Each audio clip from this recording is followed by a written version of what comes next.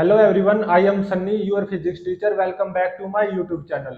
इस लेक्चर में हम ये पढ़ेंगे कि relative motion in projectile motion क्या होता है। मतलब इस लेक्चर में मैं क्या करूंगा, दो बॉल्स को साइमल्टेनियसली प्रोजेक्ट करूंगा और वे दोनों balls under gravity projectile motion show भी करेंगी। लेकिन मुझे एक बॉल के ऊपर चींटी बन के उसके ऊपर बैठ के दूसरी बॉल को ऑब्जर्व करना है। मतलब relative motion in projectile motion क्या होता है, वो हम इस लेक्चर में डिस्कस करेंगे। जैसे मान लो, एक न्यूमेरिकल के थ्रू डिस्कस करेंगे relative motion in projectile motion क्या होता है।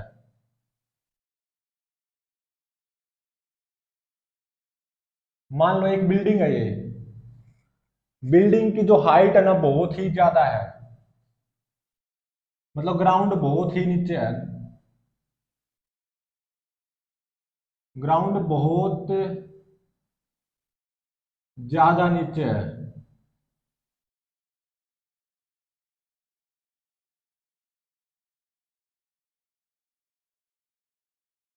और ये हमारे मान लो एक्स एक्सिस है और ये वाई एक्सिस है।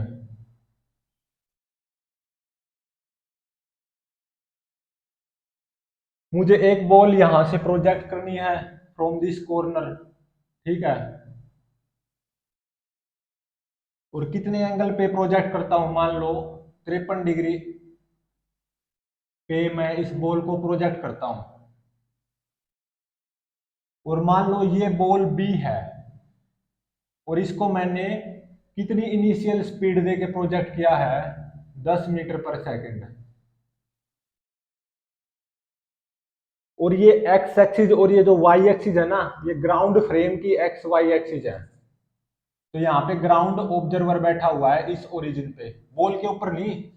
तो यहाँ पे ओरिजिन जो कि फिक्स है ना, क्योंकि ये ग्राउंड की एक्स एक्सिस वाई एक्सिस है। तो यहाँ पे ग्राउंड ऑब्जर्वर बैठा हुआ है ये। और दूसरी बॉल ए है, उसको मैं 20 मीटर पर सेकंड इनिशियल स्पीड दे के प्रोजेक्ट करूंगा। और 37 डिग्री एंगल ऑफ प्रोजेक्शन पे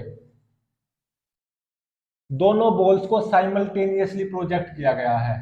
at T is equal to 0 पे बी बॉल यहाँ पे है, जस्ट प्रोजेक्ट की गई है, अंडर ग्रेविटी है और इस पॉइंट पे है। और at T is equal to 0 पे ही साइमल्टेनियसली दूसरी बॉल, जिस बॉल का नाम ए है, उस बॉल को भी प्रोजेक्ट कर दिया है 20 मीटर पर सेकंड इनिशियल स्पीड देके और 37 डिग्री एंगल ऑफ प्रोजेक्शन पे। और मान लो ये इनके बीच की सेपरेशन है 10 मीटर। दोनों बॉल्स को मैंने साइमल्टेनियसली प्रोजेक्ट किया है at T is equal to 0। Both balls are projected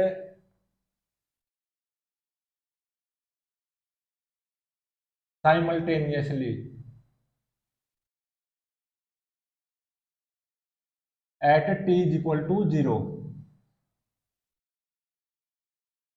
ये मोशन, ये जो बॉल है बी, ये भी कुछ ऐसे प्रोजेक्टाइल मोशन शो करेगी। और ये बॉल ए है, ये भी कुछ ऐसा प्रोजेक्टाइल मोशन शो करेगी।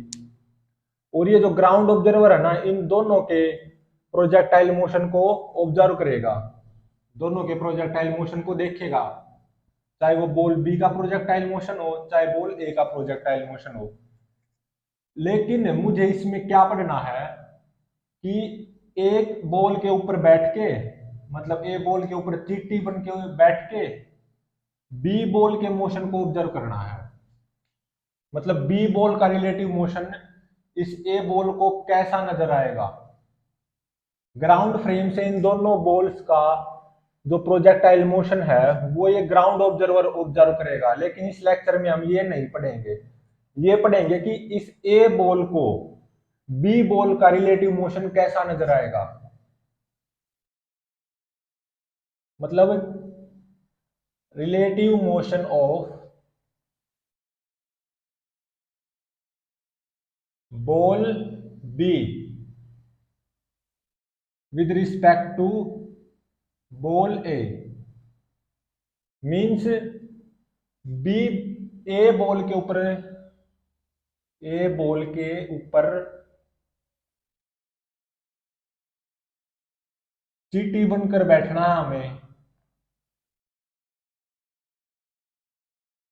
चींटी बनकर बैठ के बी बॉल के मोशन को ऑब्जर्व करेंगे।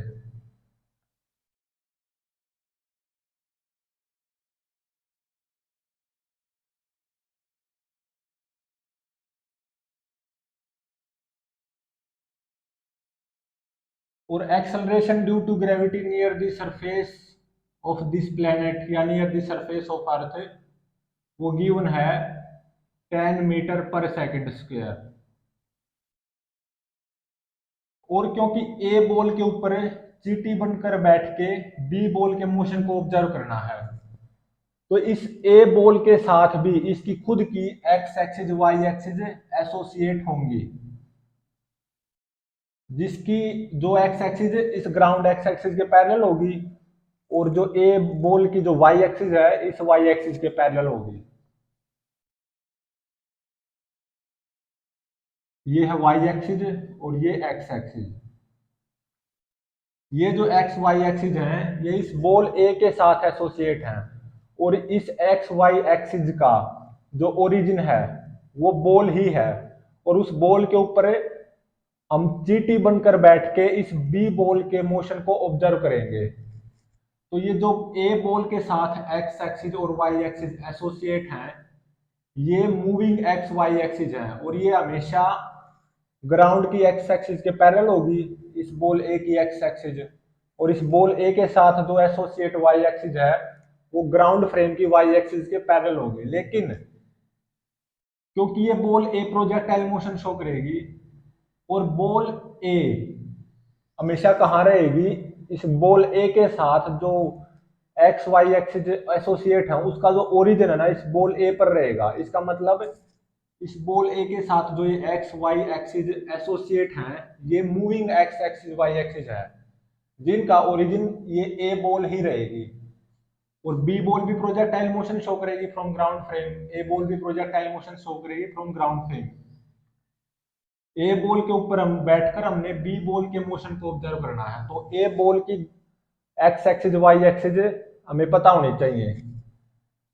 तो ए बॉल के साथ ये एक्स वाई एक्सिस एसोसिएटेड है, और ये मूव करेंगे एक्स एक्सिस वाई एक्सिस, क्योंकि बॉल प्रोजेक्टाइल मोशन शो करेगी, इसलिए ये बॉल ए के साथ जो एक्स वाई एक्सिस है जो कि एसोसिएटेड है विद बॉल ए, ये स्टेशनरी एक्स वाई एक्सिस नहीं है। हाँ, जो ग्राउंड फ्रेम की एक्स एक्सिस वाई एक्सिस हैं ये stationary x axis y axis होती हैं, जिसके ओरिजिन पे ग्राउंड ऑब्जर्वर होता है, और वो ग्राउंड ऑब्जर्वर इन दोनों बॉल के प्रोजेक्टाइल मोशन को ऑब्जर्व करेगा। लेकिन हमको इन दोनों बॉल के प्रोजेक्टाइल मोशन को ग्राउंड ऑब्जर्वर से डील नहीं करना। हमें क्या करना है, बी बॉल का मोशन ए बॉल को कैसा नजर आएगा, मतलब ए बॉल के ऊपर बैठ के बी बॉल के मोशन को ऑब्जर्व करना है, जिसको बोलते हैं relative motion of ball B with respect to ball A. तो जहां से हम मोशन ऑब्जर्व कर रहे हैं तो उसके साथ associated x axis y axis होती हैं, और वे मूव करती हैं, क्योंकि बॉल मूव करेगी तो उसकी एक्स एक्सिस वाई एक्सिस भी मूव करेंगी। ये stationary x axis y axis नहीं है बॉल ए की, क्योंकि बॉल ए खुद प्रोजेक्टाइल मोशन शो करेगी।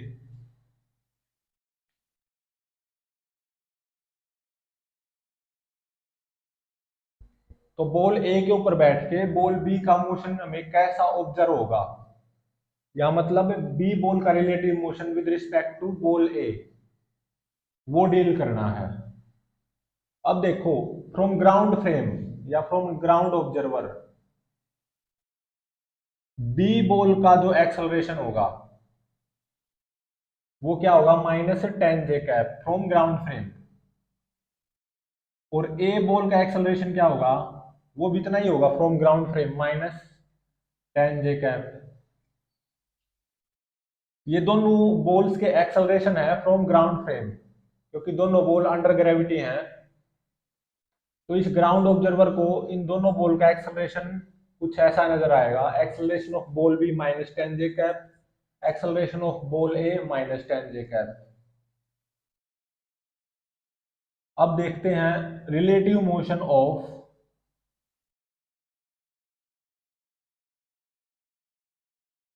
Ball B with respect to ball A. A ball को बी बॉल का मोशन कैसा नजर आएगा, या हम ए बॉल के ऊपर चींटी बनकर बैठेंगे और बी बॉल के मोशन को ऑब्जर्व करेंगे। ये ध्यान रहे, दोनों balls t is equal to 0 पे साइमल्टेनियसली प्रोजेक्ट की गई हैं। तो फ्रॉम ग्राउंड फ्रेम दोनों बॉल्स कुछ ऐसा प्रोजेक्टाइल मोशन शो करेंगी। लेकिन मुझे तो क्या करना है, ए बॉल के ऊपर चींटी बनकर बैठ के बी बॉल के मोशन को ऑब्जर्व करना है, जिसको बोलते हैं relative motion of ball B with respect to ball A. तो acceleration of ball B with respect to ball A, वो क्या आएगा, relative acceleration of ball B with respect to ball A. Acceleration of ball B with respect to ground frame minus acceleration of ball A with respect to ground frame. Acceleration of ball B with respect to ground frame कितना है, minus 10 j cap, minus acceleration of ball A with respect to ground frame कितना है, minus 10 j cap. तो ये zero आ जाएगा, 0 आई cap plus 0 जे cap.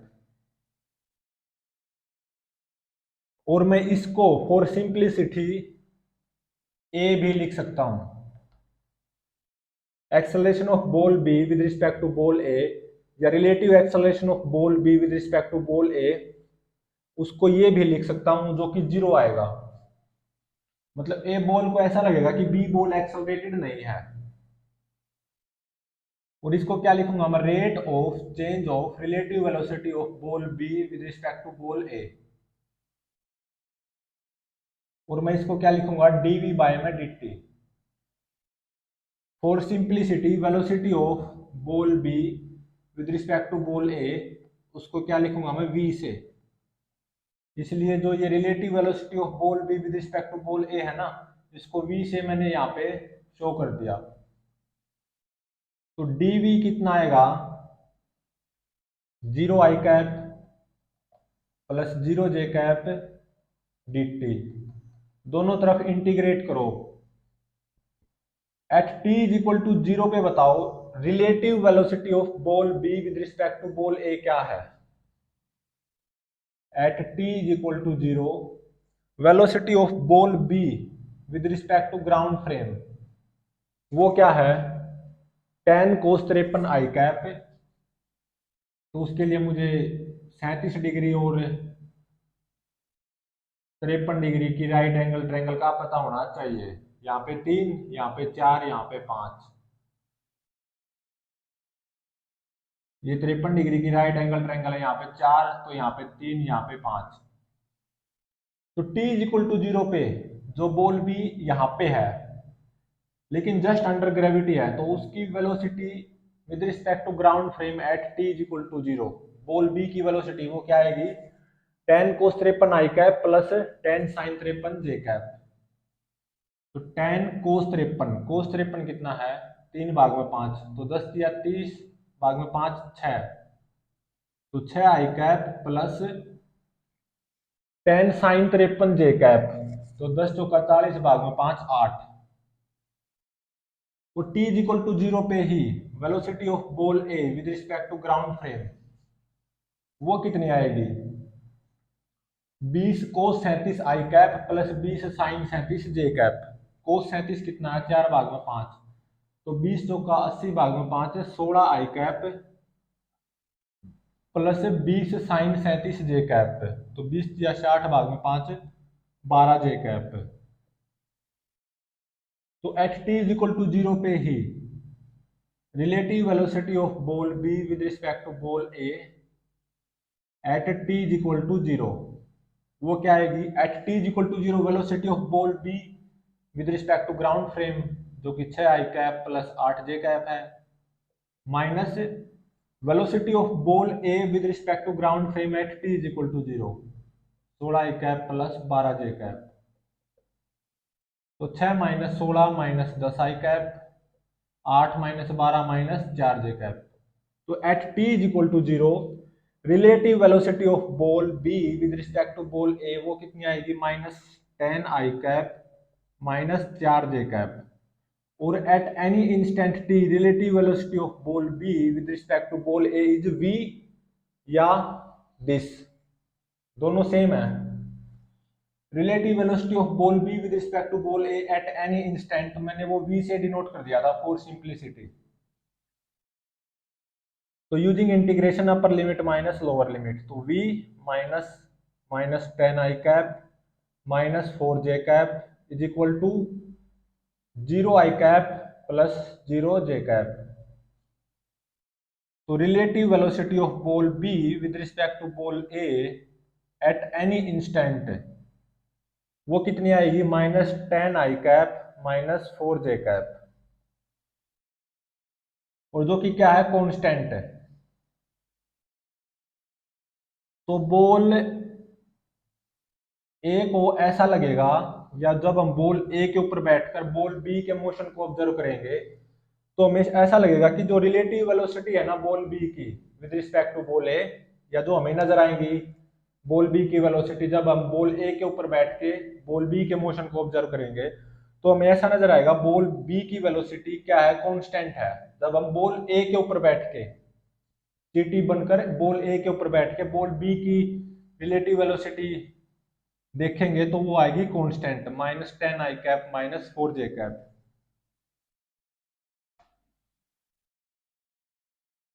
और मुझे ये भी पता है ये क्या होता है, rate of change of relative position vector of ball B with respect to ball A. For simplicity मैं इसको D R by D T लिख रहा हूं, जहां पे at any instant relative position vector of ball B with respect to ball A वो मैंने for simplicity are मान लिया। तो दोनों तरफ मतलब D R is equal to V D T हो जाएगा, मतलब माइनस 10 आई कैप माइनस 4 जे कैप डी टी।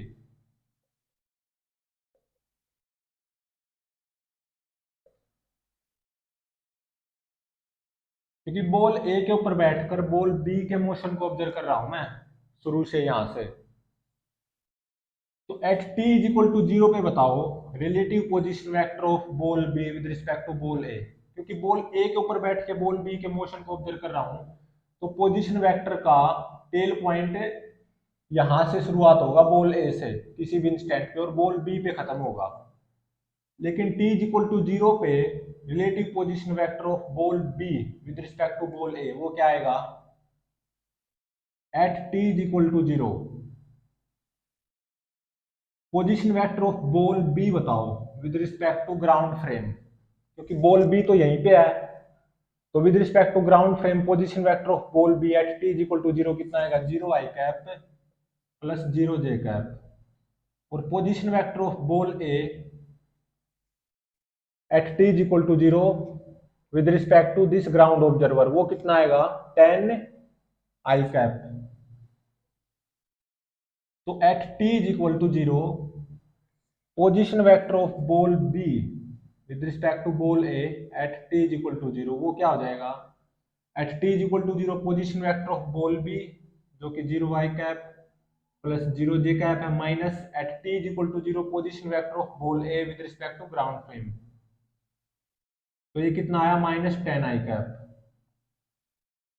तो at t is equal to 0 position vector of ball B with respect to ball A ये आएगा माइनस 10 आई कैप।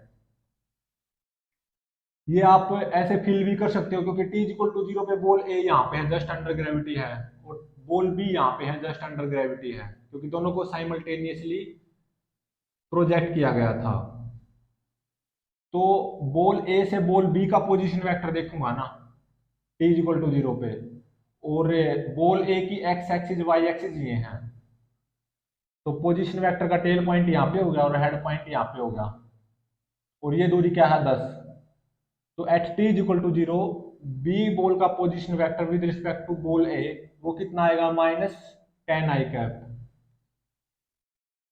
और at any instant t position vector of ball B with respect to ball A वो है are. Are बोल दो या R B ए बोल दो। तो अब करेंगे integration both sides, upper limit minus lower limit. तो r minus minus of 10 i cap is equal to -10 t i cap -4 t j cap. तो position vector of ball B with respect to ball A at any instant ये आ जाएगा -10 t i cap, और यहाँ पे +10 i cap है तो उस तरफ माइनस हो जाएगा। तो -10 t +1 i cap -4 t j cap.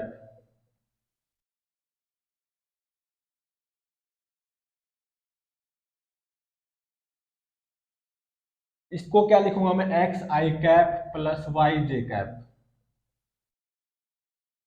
Position vector को तो ऐसे ही लिखते हैं ना, xi cap +yj cap. Position vector एक तरह से बॉल की लोकेशन ही तो बताएगा। यहाँ पे इस बी बॉल की लोकेशन बताएगा ए फ्रेम से। जब मैं ए फ्रेम के ऊपर बैठ के, ए बॉल के ऊपर बैठ के बी बॉल के मोशन को ऑब्जर्व करूंगा, और ए बॉल की खुद की एक्स एक्सिस वाई एक्सिस ये है ही, जो कि हमेशा ए बॉल के साथ एसोसिएट रहेंगी। और इन एक्स वाई एक्सिस का जो ओरिजिन है वो बॉल ही होगी, और बॉल के ऊपर मैं चीटी बन के बैठ के बी बॉल के मोशन को ऑब्जर्व करूंगा। तो यहाँ से एक्स कोऑर्डिनेट कितना आ गया एट एन इंस्टेंट, -10 t -10, और वाई कोऑर्डिनेट -4 t। तो यहां से मैं t को एलिमिनेट करना चाहता हूं, तो x is equal to -10, t की वैल्यू यहां से पुट करो कितनी आएगी -y/4। तो माइनस माइनस प्लस हो जाएगा, इंटू में y/4 -10। तो ये आ जाएगा x is equal to 10 into में y/4 -1। तो y आ जाएगी x बाय में 10 +1